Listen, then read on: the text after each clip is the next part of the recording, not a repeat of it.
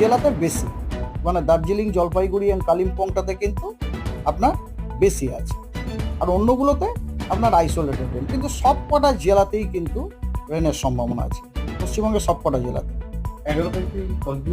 11 তারিখের পরে কন্টিনিউ ঠিক নয়, 11 তারিখটাতে আছে, 12 তারিখেও আপনার না কন্টিনিউ করছে না। 12 তারিখে আপনার উত্তরের জেলাগুলোতে আছে, আর একদম সাধারণ মোস্ট জেলাগুলোতে আছে, মাঝখানের জেলাগুলোতে কিন্তু আপনার নেই আর।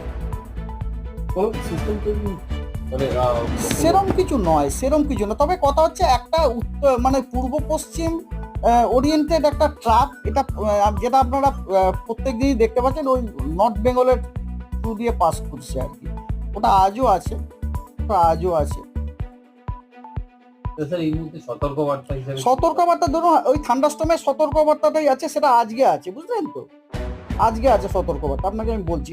ইয়েস, সব কটা জেলাতেই সতর্কবার্তা